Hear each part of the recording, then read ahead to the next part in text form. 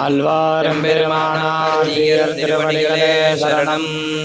ஸ்ரீசைலேசதகாபாத்திரம் தேபக்தியாதிகுணார்ணவம் யதேந்திர பிரவணம் வந்தே ரம்யஜா மாதரம் முனிம் லக்ஷ்மீநாதசமாரம்பாம் நாதயாமுனமध्यமாம் அஸ்மதாச்சாரிய பரியந்தாம் வந்தே குருபரம்பராம். யோ நித்யமச்சுதபதாம் புஜயுக்மருக்ம व्यामोहतस्तदितराणि तृणाय मेणे अस्मद्गुरोर्भगवतोऽस्य दयैकसिन्धोः रामानुजस्य चरणौ शरणं प्रपद्ये. मातापिता युवतयस्तनया विभूतिः सर्वं यदेव निगमेन मदन्वयानाम् आद्यस्य नः कुलपतेर्वकुलाभिरामं श्रीमद्ददङ्घ्रीकलं प्रणमामि मूर्ध्ना भूतं सरस्य महदाकुलभट्टनाथ श्रीभक्तिसारकुलशेखर योगिवाहान् भक्ताङ्घ्रिरेण परकाल यतीन्द्रमिश्रान् श्रीमत्पराङ्कुशमुनिं प्रणतोऽस्मि नित्यम्.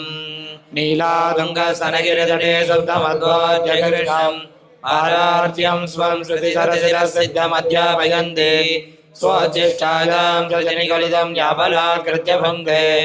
गोदादस्यै नमैदमिदं पूजयेवास्तु भूयः अन्नवयल् புதவையாண்டாளரங்கருக்கு பன்னு திருப்பாவை பல்பதியும் நிசையால் பாடிக் கொடுத்தால் நற்பாமாலை பூமாலை சூடிக் கொடுத்தாலை சொல்லு சூடிக் கொடுத்த சுடர் கொடிய தொல்பாவை பாடி அருள வல்ல பல்வளையாய் நாளினே வேங்கடவர்க்கென்ன விதி அன்னையும் மாத்தம் நாங்கடவா வண்ணமே நல்கு. ఓం నమో వెంకటేశాయ. మన బాల తిరుపతి అప్పనపల్లి శ్రీ బాలబాలాజీ స్వామివారి యొక్క దేవస్థానమునందు ధనుర్మాస శ్రీవ్రతమును అందరూ కూడా ఆచరిస్తూ ఉన్నాము.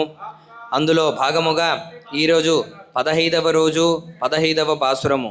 இல்லே இளங்கிளியே இன்னமுறங்குதியோ செல்லன் நகையேன் மென் நங்கமீர் போதருகின்றேன் வல்லையன் கட்டுரைகள் பண்டே ஒன்பாயரிதும் வல்லீர்கள் நீங்களே நானே தானாயுடுக உள்ளே நீ போதாய் உனக்கென்ன வேறுடையை எல்லாரும் போந்தாரோ போந்தார் போந்தென்னிக்கொள் வல்லானை கொண்டானை மாத்தானை மாத்தலிக்க வல்லானை மாயனை பாடேலோரெம்பாவாய்.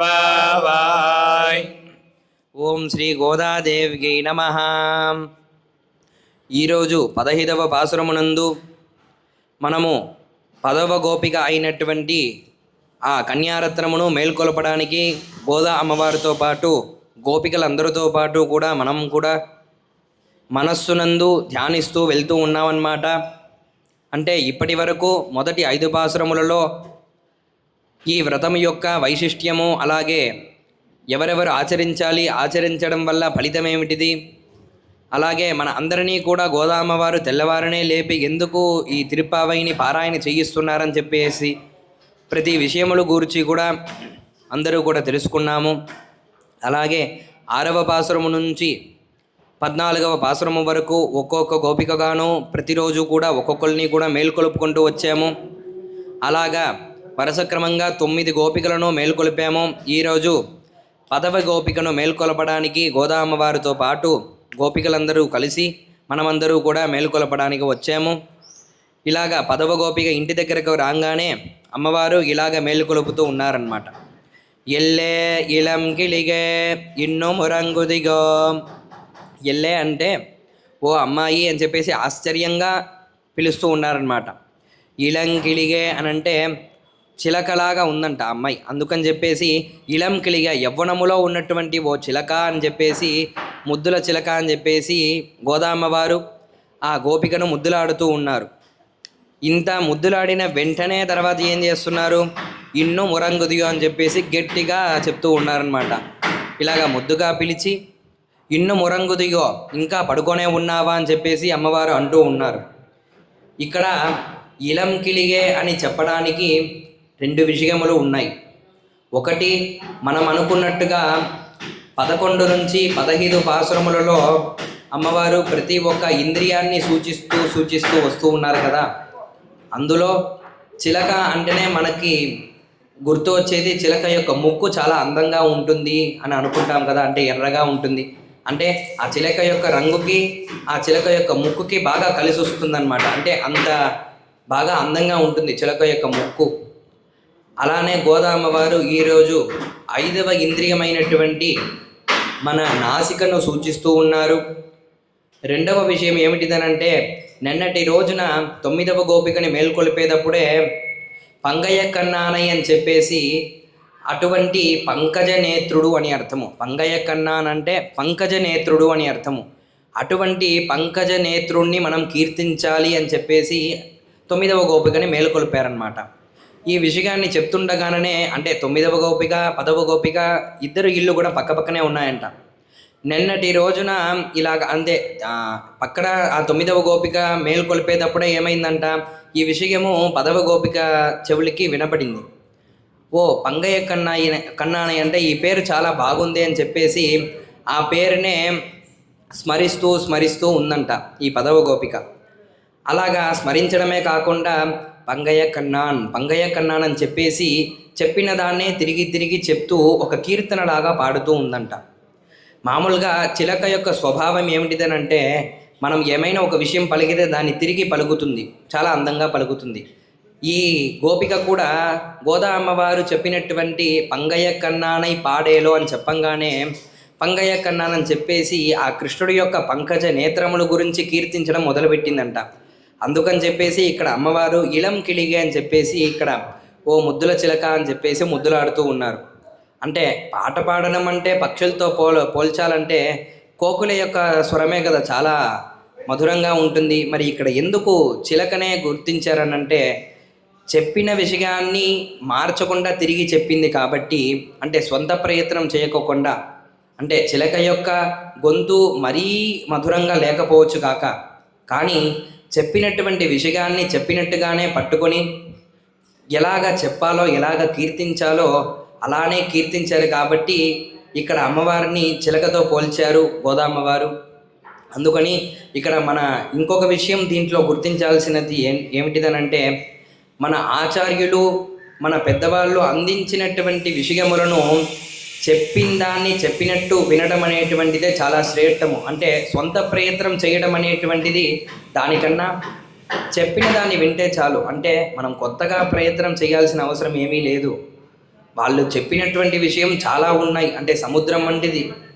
వాళ్ళ అన్ని విషయముల గురించి కూడా ప్రతి ఒక్క చిన్న విషయములన్నింటినీ గురించి కూడా మన పెద్దవాళ్ళు ఇంకా ఆళ్వార్లు ఆచార్యులు అందరూ కూడా మనకు అందించిన విషయములే.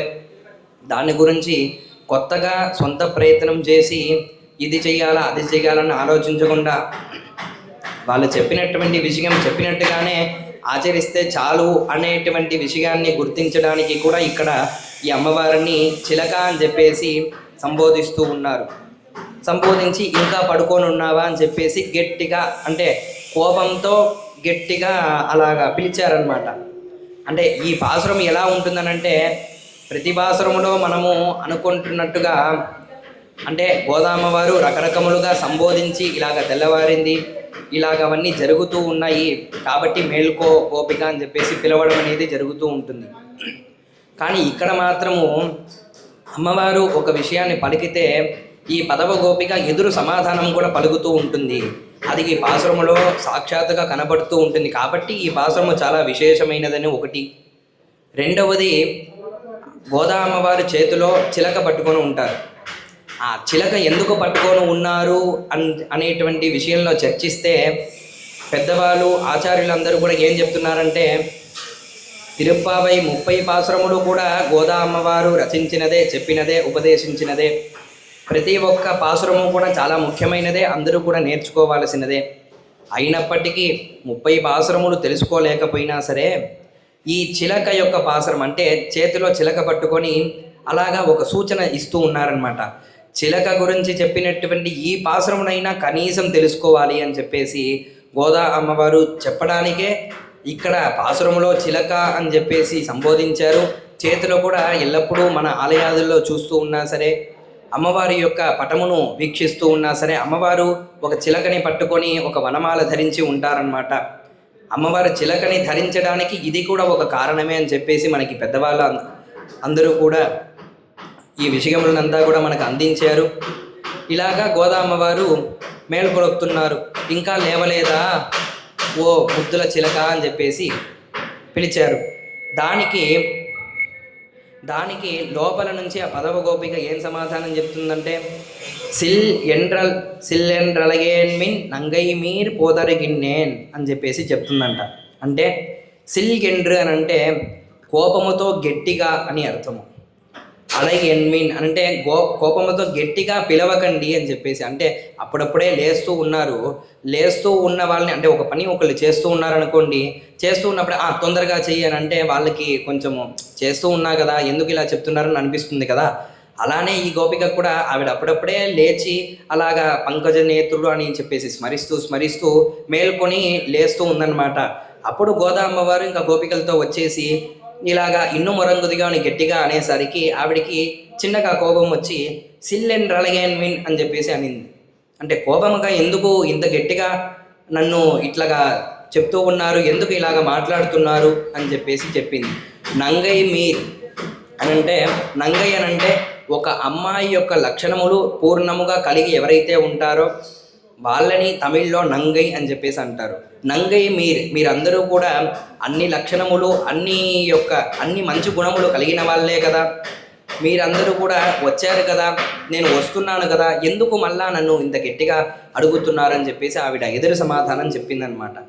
దానికి బయట ఉన్నటువంటి గోపిక ఇలా చెప్తున్నారు, వల్లై ఉన్ కట్టురైగల్ పండే ఉన్ వాగిరిదుం.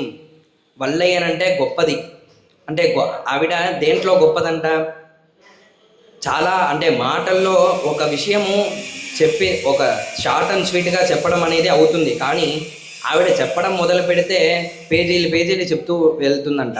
అంటే ఒక విషయం చిన్నగా చెప్పాలంటే అవుతుంది, అయినప్పటికీ ఆవిడ చెప్పడం మొదలు పెడితే చాలా చెప్పుకుంటూ వెళ్తుందంట. అదే ఇక్కడ చెప్తున్నారు, వల్లై అంటే గొప్పది, ఉన్ కట్టురైగల్ నీ యొక్క మాట వైశిష్ట్యమును, పండే ముందుగానే, ఉన్ వాగిరిదుం నువ్వు ఎట్లా మాట్లాడుతావో అనేటువంటి విషయము మాకు ముందుగానే తెలుసు, నువ్వు అంత గొప్పదానివి అని చెప్పేసి ఇక్కడ గోదామ్మవారు చెప్తూ ఉన్నారు. అంటే మామూలుగా లేపడానికి వచ్చారు, దానికి కూడా మీరెందుకు ఇంత గట్టిగా నాతో మాట్లాడుతున్నారని చెప్పేసి అక్కడ ఒక విషయం చెప్తుంది. కాబట్టి గోదా అమ్మవారికి కూడా ఇక్కడ నువ్వు ఎట్లా మాట్లాడుతావో తెలుసు నాకు, కాబట్టే మేము లేపుతున్నాము, ఇట్లా లేపడానికి వచ్చాము, నీ గురించి అంతా తెలిసినే అని చెప్పేసి అంటున్నారు. అంటే ఒక చిన్న వాగ్వాదం లాగా ఏర్పడుతూ ఉంది ఇక్కడ. దానికి లోపల ఉన్న గోపిక ఏమంటుంది, వళ్ళీరుగల్ నీంగలే అని చెప్పేసి అంటుంది. అంటే నేను మాత్రమే గొప్పదాన్ని కాదు, మాటల్లో మీరు కూడా చాలా గొప్పవాళ్ళు, మీరందరూ కూడా మాటల్లో బాగా నేర్పగలిగిన వాళ్ళు, చాలా గొప్పవాళ్ళు అని చెప్పేసి ఆపేసి ఒక క్షణం ఆలోచించిందంట. అంటే చేయబోయేటువంటి కార్యము శ్రీవ్రతము భగవంతుడి యొక్క సేవ, ఈ సేవలో మధ్యలో ఇటువంటి వాక్కువాదాలు అంతా ఏర్పడుతూ ఉంటే అది చాలా మంచిదయ్యేది కాదు. అది కాకుండా వచ్చినటువంటి వాళ్ళు అందరూ కూడా భాగవతోత్తములు, అంటే భగవంతుడికి ఇష్టమైన వాళ్ళందరూ కూడా భాగవతులు అని చెప్పేసి పిలుస్తూ ఉంటారు. అటువంటి భాగవతోత్తములని ఇట్లాగా నిందించడం అనేది సరైనది కాదు. రెండవ విషయము, భాగవతోత్తములు మనల్ని ఏమైనా ఒక మాట అంటే అది నిజము కాకపోయినా అవును గురువుగారు సరేనండి మన్నించండి అని చెప్పేసి అనుకొని వెళ్ళడం మన ధర్మం అంట. అందుకని చెప్పేసి ఇక్కడ లోపల ఉన్న గోపిక ఏం చెప్తుంది, నానేదాన్ ఆయుడుగా అంటే ఏం చెప్పింది, వళ్ళీరిగల్ నీంగలే, మీరు కూడా బాగా మాట వచ్చిన వాళ్ళే అని చెప్పేసి ఒక క్షణం ఆలోచించి ఇవన్నీ తర్వాత నానేదాన్ ఆయుడుగా, సరే నేను మీరు చెప్పినట్టుగానే నేను అలాంటి దాన్నే బాగా మాటలు మాట్లాడేదాన్నే, సరేలేండి నన్ను మన్నించండి క్షమించండి అన్నట్టుగా ఒక మాట మాట్లాడింది. ఇక్కడ ఈ పాసురంలో చాలా విశేషమైన విషయం ఏమిటిదనంటే ఇదే, నానేదాన్ ఆయుడుగా అనేటువంటి విషయం. అంటే ప్రతి ఒక్కరిలోనూ, అంటే భగవంతుడి దగ్గర కైంకర్యం చేసేటువంటి ప్రతి ఒక్కరిలో ఉండవలసినటువంటి లక్షణంలో చాలా గొప్ప లక్షణం ఏంటిదనంటే నానేదాన్ ఆయుడుగా, అది నేనే అవుతాను అని చెప్పేసి అనుకునేటువంటి లక్షణం. అది ఎవరి దగ్గర, పెద్దవాళ్ళు వచ్చేసి ఎవరైనా మనల్ని ఒక మాట అంటే నువ్వు ఎందుకు ఇంత పని చేస్తున్నావు అని చెప్పేసి అంటే దానికి వాకువాదం చేయకోకుండా నేను అవన్నీ చేయలేదు, నాకు సంబంధం లేదు అని వాదించకుండా అవునా గురువుగారండి తెలియకుండా జరిగింది క్షమించండి అని చెప్పేసి వాళ్ళ పాదాల దగ్గర పడి నమస్కారం చేసుకోవడమే మన లక్షణము అని చెప్పేసి ఇక్కడ గోదామ్మవారు తెలియజేస్తూ ఉన్నారనమాట. అలా చేయడం వల్ల సరే మరి నిజంగానే తప్పు చేయలేదు కదా, మేము ఎందుకు ఇలా చెయ్యాలి అని అందరికీ కూడా ఒక ప్రశ్న రావచ్చు. అంటే పెద్దవాళ్ళ దగ్గర నుంచి వచ్చేటువంటి మాటలు అది శాపములైనా సరే మనకి మంచినే చేకూరుస్తుందని చెప్పేసి శాస్త్రముల యొక్క కథల ద్వారా తెలుస్తూ ఉంటుంది. అంటే ఉదాహరణకి ఒక కథ ఏంటిదనంటే, తమిళ దేశంలో పాండ్య దేశంలో ఉండేటువంటి ఒక రాజు ఇంద్రద్యుమ్నుడు. ఆ రాజు నిత్యము కూడా విష్ణు భక్తితో విష్ణువుల్ని అర్చిస్తూ ఉండేవాడంట. అలాగా ఒకరోజు అర్చిస్తూ ఉండేటప్పుడు అర్చనా సమయంలో ఆయన యొక్క గురువు గారు అయినటువంటి అగస్త్య మహర్షి వచ్చాడు ఆయన దగ్గరికి. వచ్చినప్పుడు ఆయన దాన్ని పట్టించుకోకుండా విష్ణు పూజలలో నిమగ్నుడయ్యి ఉన్నాడు.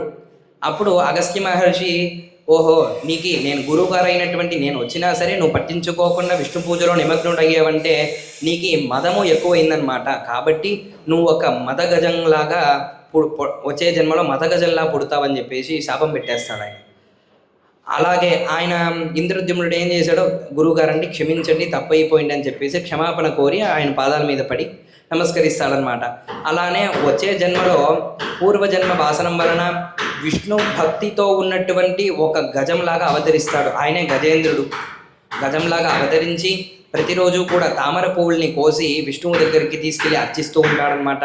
అలానే ఒకరోజు తామర పువ్వు కొయ్యడానికి అని చెప్పేసి ఆ సరస్సు నందు దిగేటప్పుడు ఒక ముసలి ఆ గజేంద్రుడి యొక్క పాదాలని పట్టుకుంటే, ఓ జగన్నాథ ఆర్తత్రాణ పరాగణ అని చెప్పేసి ఆదిమూల అని చెప్పేసి ఆయన వేడుకుంటే, అప్పుడు క్షణకాలములో ఆయనని కాపాడడానికి వచ్చి ఆ ముసలిని సంహరించి గజేంద్రుడికి మోక్షం ఇచ్చారు.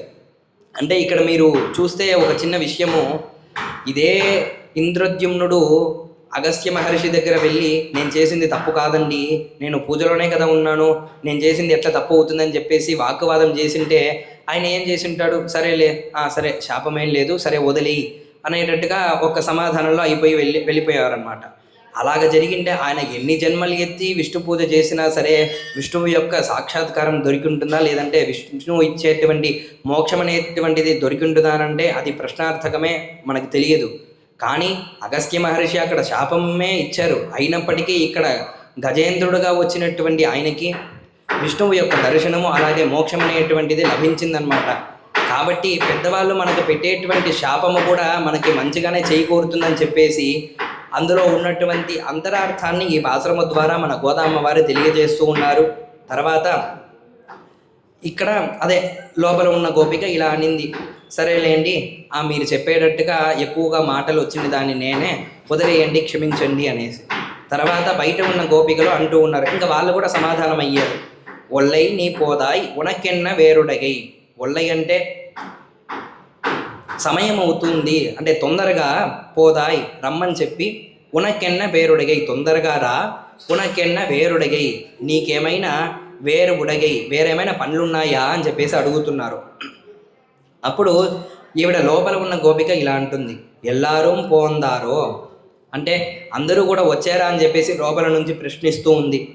దానికి గోదామ్మవారు బయట నుంచి పోందార్ వచ్చారు అని చెప్పేసి సమాధానం చెప్పి, పోందార్ ఎన్నికొల్ ఒకవేళ నీకు అప్పటికీ కూడా సందేహముగా ఉంటే వచ్చి లెక్క పెట్టుకో, పోందార్ పోందెన్నికొల్ అందరూ కూడా వచ్చారు వ్రతం ఆచరించడానికి, పోందెన్నికొల్ వచ్చినటువంటి వాళ్ళని నువ్వు లెక్క కూడా పెట్టుకో అని చెప్పేసి గోదామ్మవారు బయట నుంచి చెప్పారు.